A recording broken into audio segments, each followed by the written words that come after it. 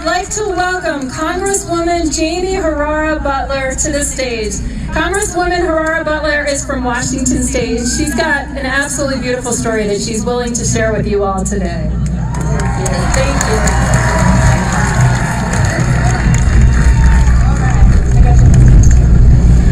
Oh, all right. Oh my goodness, it's a privilege to be here with my family. Yeah, come on over, hon. Well, I'm going to share with you a story. This is my daughter Abigail, this is my son Ethan, my husband Dan.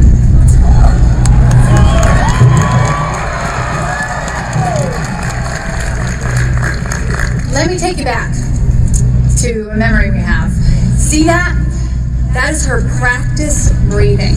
I will never forget those words as our doctor, a courageous doctor, offered a medical explanation for the miracle that we are witnessing.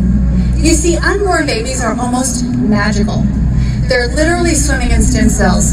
They're this perfect incubator, and they're regenerative, and as my husband and I saw firsthand, they're responsive to the breakthrough medical treatment that we had convinced our doctor to try.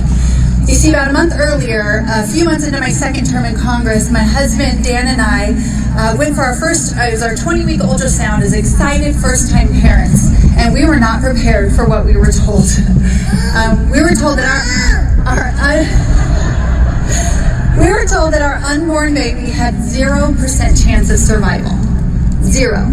She had no kidneys. It was a condition called bilateral renal agenesis, and as a result, our baby would either miscarry or she would be born unable to breathe because her lungs did not develop.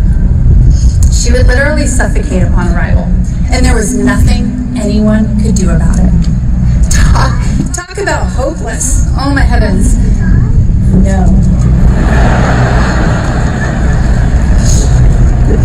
100% fatal. Our diagnosing doctor told us often that when women get this news, they're heading across the street to schedule a termination. And at a second opinion consult, I was offered the option not to abort, but to induce early.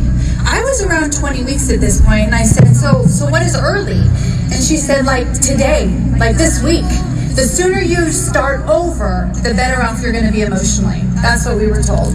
So Dan and I prayed and we cried and we learned to contend. And in that devastation,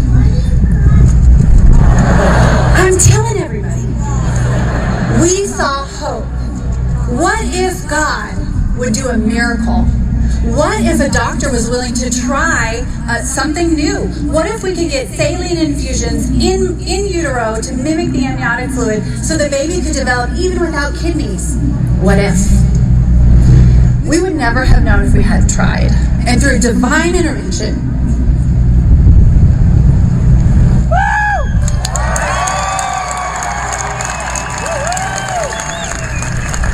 and some very courageous doctors who are willing to take a risk, we now get to experience our daughter Abigail,